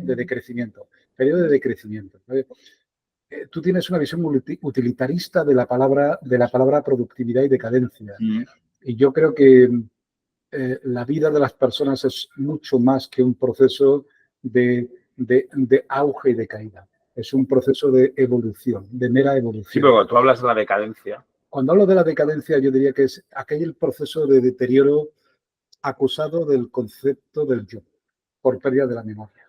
Es un proceso de pérdida acelerada, exponencial, de esa identidad que casi siempre te ha acompañado. Es decir, David Cano ha sido toda la vida una persona triunfadora, guapo, alto y tal, pero en un momento determinado llega un momento en el cual te pasa algo con una edad determinada y dejas de ser David Cano. Es que yo creo que todos los días dejas de ser David Cano y todos los días eres un... Exacto, ¿no? Yo creo que todos somos distintos. El Teseo, el barco de Teseo. Pero ¿en qué momento el deterioro neuronal es exponencial? Es exponencial como para que tú empieces a dejar de ser muy rápidamente el yo que históricamente en medias. Eso lo dice otra película. En una de estas de Indiana Jones, hay un amigo de Indiana Jones que le dice, tú sabes que envejece porque la vida deja de darte cosas y empieza a quitarte. De todos modos, Enrique, es un proceso que no le ocurre a todo el mundo. Hay personas con 100 años en pleno uso de sus facultades cognitivas. Es cierto. Es una enfermedad como ocurre en otras enfermedades. Es cierto. Vamos, el Alzheimer, pero bueno, está el Parkinson y hay enfermedades peores también. Lo que sí es cierto, creo yo, es que la medicina, por medios artificiales, no naturales, está consiguiendo y va a conseguir todavía más extender la funcionalidad corporal del cuerpo humano y de sus sentidos. Entonces, mientras mantienen mi capacidad de moverme, me rompo una rodilla, me ponen una prótesis, me rompen una cadera, me rompen una prótesis, me ponen otra prótesis. Pero no existen prótesis neuronales hoy en día. De momento. De momento. Y lo que hablaba era, y nos las pondríamos cuando y nos las pondríamos cuando exista. Y cuando nos las pongan, ¿seremos yo? ¿O será, será el barco de Teseo? Es más, ¿será un ser humano? ¿Es Homo sapiens o es otra especie? No, el Alzheimer es una enfermedad. O sea, que puede llegar a tener tratamiento, puede llegar a ser reversible. Que no lo hayamos conseguido hasta ahora no quiere decir que en el futuro no se pueda conseguir. Hablo de todas las enfermedades degenerativas, neurodegenerativas, no del Parkinson. Pero cuando te pongas demencia senil, todo. Cuando nos pongamos neuronas, es delicado. ¿Somos Homo sapiens o somos otra cosa? Porque igual nuestro yo hemos puesto yo hablo más bien de rehabilitar o regenerar nuestras neuronas originales que de sustituirlas por prótesis. Pero es que hoy estamos regenerando neuronas, ¿eh? De un modo natural, o sea, de nuestro propio sistema interno. A lo que me refería es que cuando uno habla de una prótesis, está hablando de implantar tecnología externa. En definitiva, que las enfermedades hay que intentar primero prevenirlas y, en segundo lugar, curarlas.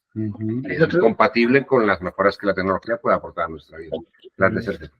El otro día leí un artículo muy interesante en relación con las neuronas. Es decir, se han identificado ya de forma científica que hay neuronas intracraneales y otras neuronas que se llaman pues el cerebro entérico, que es el cerebro que está relacionado con el sistema digestivo. Entonces se identifican una serie de neuronas en lo que es la luz del estómago, del intestino, la parte hueca del sistema digestivo. Y hay un componente relacionado con el desarrollo del Alzheimer vinculado con una serie de bacterias de la microbiota que tienes dentro del sistema digestivo. De tal forma que los estudios y el desarrollo clínico que se está haciendo es ver de qué forma tienes afectada esa microbiota, de tal forma que se destruye antes esas neuronas del cerebro entérico que degeneran en una enfermedad, en un digamos, declive neuronal generalizado. De tal forma que yo creo que estamos cerca de una revolución acojonante en cuanto al desarrollo de tratamientos para Entonces, yo te digo que vamos a darle 10 o 15 años y nos vamos a llevar unas sorpresas potentes. Mira, si estáis hablando del barco de Teseo, mira, las células de nuestro páncreas se regeneran cada año. Las hepáticas cada 16 meses. No tienes ninguna célula igual de hace la del músculo y 10 años creo que es. O sea que somos otros. Lo único, por ejemplo, las cerebrales, ¿no? A ver, de 200 años. 200 años. Y las de las lentes oculares todavía. Los ojos de 50 años. Yo voy a hacer una reivindicación patriótica, que creo que lo comentó también Millás y Arzuaga en el libro. Ramón y Cajal, con el descubrimiento de la neurona, debería estar a la altura de Darwin. Es uno de los grandísimos científicos que en otros países... Ibero ha pedido reconexión, que parece que se ha desconectado. Me he dado cuenta tarde. En otros países seguramente hubieran hecho muchísimo, ¿no? La figura de Ramón y Cajal.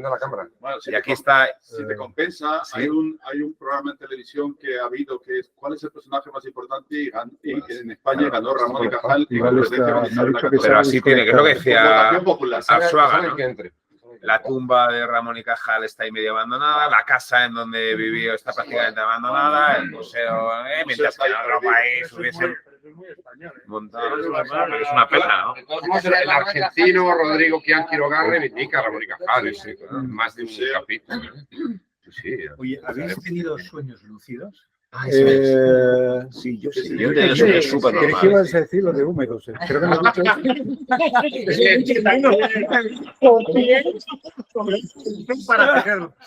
No, que hay que hacer para soñar lo que quieras. Yo sueño lúcido, sí. En situaciones muy normales, sí.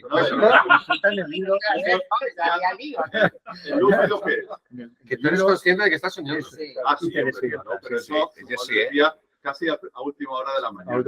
Yo sí. Pero Lo que pasa es que después cuando te yo no sé despiertas- exactamente con qué se refiere. uno solo. No.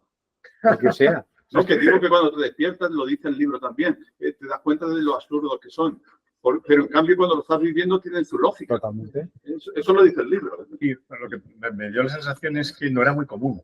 Yo sí los tengo en una pesadilla, despertarte, es decir, menos mal, estoy en una pesadilla, despiértate. Esa Pero sensación, estás dormido. pero estoy completamente dormido, completamente metido en la pesadilla y sufriéndola hasta que soy consciente de que estoy viviendo una pesadilla y esto no puede ser verdad. Y entonces te despiertas y no solo a Y eso es- y me pasa, o sea, no que tenga pesadillas todos los días, pero sí soy muy consciente de eso que, anda, se llama sueño lúcido, no tenía ni idea. O sea, el sueño lúcido, la descripción de sueño lúcido es cuando tú eres capaz de decidir De salir despertarte porque Sabes que estás soñando. te das ¿Ves? cuenta de que estás soñando. Y Vale. decía que La mitad de la definición población es no que lo eres tiene. consciente de que estás Claro. soñando. No, yo Normalmente, pensé en mitad que del sueño era no eres ese- consciente de que estás No, soñando. eso a mí sí me pasa, pero pensé que era otra cosa que no sé si os ha pasado, a mí me genera una angustia horrorosa, es cuando sueño, o sea, cuando estoy soñando y decido despertarme porque el sueño no me gusta, entonces me despierto, pero resulta que es que no estoy despierta.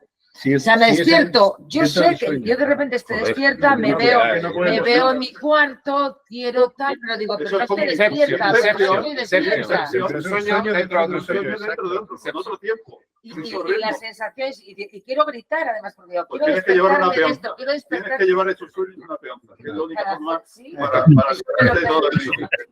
Me fascinó Es lo de los angustioso, narcoleptos. ¿eh? Oye, Los de la narcolepsia. Ah, sí.